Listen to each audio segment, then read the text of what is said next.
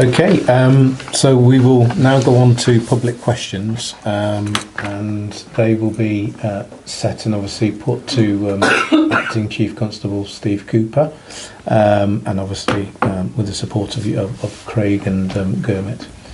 So can we go ahead with Mahroof Hussain, please? Hello, my name is Mahroof Hussain, and I am the Outreach Officer for Telmama, a national not-for-profit victim support organisation that monitors and measures anti-Muslim hatred.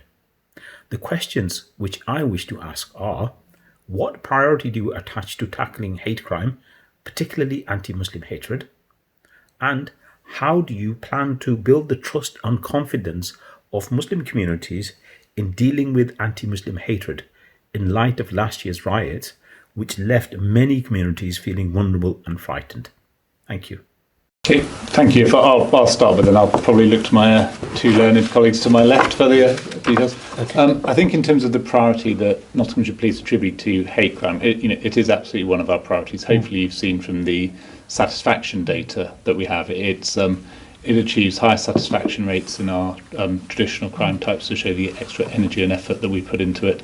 And likewise, our positive outcome rate sits at just over 20%, which again is not what I'm being proud of, but it's higher than our acquisitive crime outcome rates and other bits. So we do look at trying to, where we can't prevent it, to detect it as quickly as we can for the people.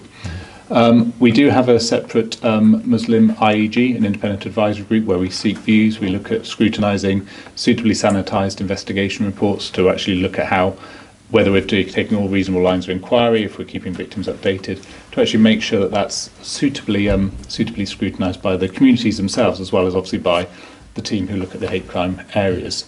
In terms of what else we do, our neighbourhood offer is absolutely key. We've increased the number of neighbourhood officers out there. We've increased our our police community support officers, and likewise, we've got our hate crime team who are dedicated and cohesion-wise to go into places of worship, to go into local communities, to actually speak with people.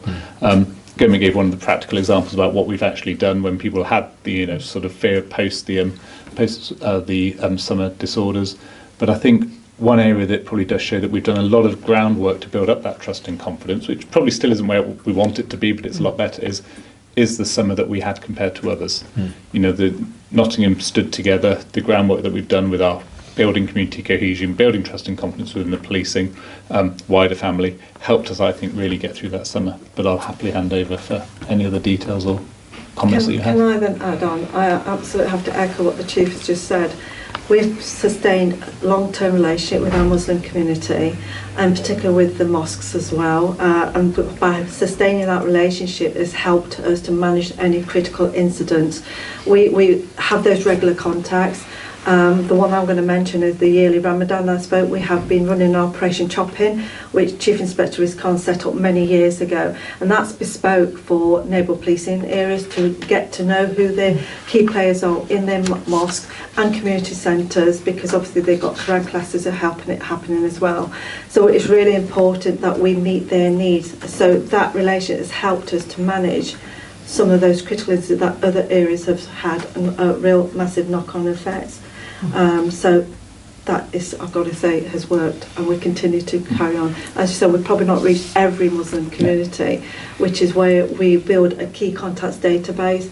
So the more people we have, the more we feel we represented a voice for the community. So that's something I will ask, if anybody's listening, if they feel that we've not reached out to their community, do get in touch with us. I think one of the things that strikes me is that when Nottinghamshire had the disorders here, one of the strengths of Nottinghamshire is exactly as you've described, that communities came together and said that we won't tolerate that in Nottinghamshire, which is great and wonderful. However, I did go to an event which was predominantly Muslim, the Muslim community, and I spoke to them. And one of the striking factors that came out of it was that when I quoted to them the amount of figures of reports that we had, they couldn't believe how small it was. So I remember the number, because the gentleman who I remember him sat at the front, and he says, is the number actually right you're quoting? I says, yes, it is. And the number was, we'd had 13 reports of hate crime in the time we'd had the disorders. So what that kind of tells me is that some of the community, as you rightly pointed out, perhaps don't feel they're being reached, and they're assuming that lots of hate crime is coming into the police. And obviously, when I've sat there and I've had a conversation with them and explained to them that we've only had 13 reports, and I think nationally as well, I think it was really low, the level of reports of hate crime, which can't be right. You know, under the circumstances under which we were at, you would expect that, even I'd expect that number to be far greater than that. But I think one of the factors is that the community was shocked and stunned. And I sort of like put back to them and said, you know, you need to encourage your community to come forward.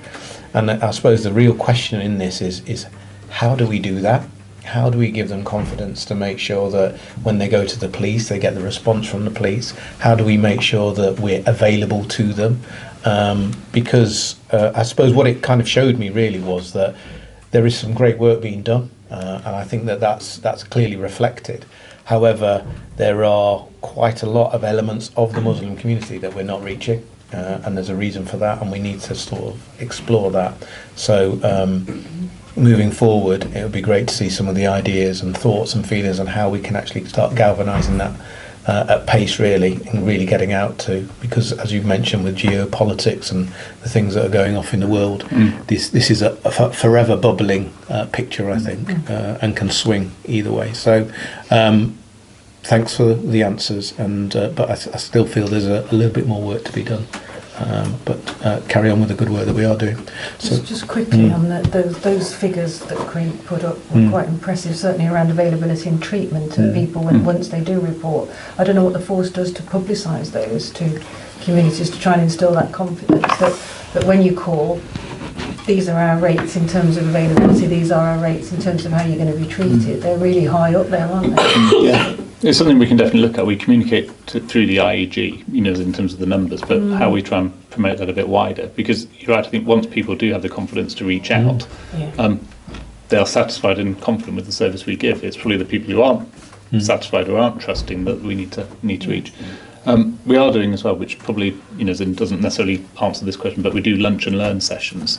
So whether it's a festival or an event or significant anniversary, we'll get a lot of people into the canteen where we'll hear first-hand from experiences, whether that's through faith leaders or other community leaders, to actually have our staff get that wider understanding. So when they are faced with something which is a hate crime, they've had the training which we give as police officers, training, the legislation, all the other bit.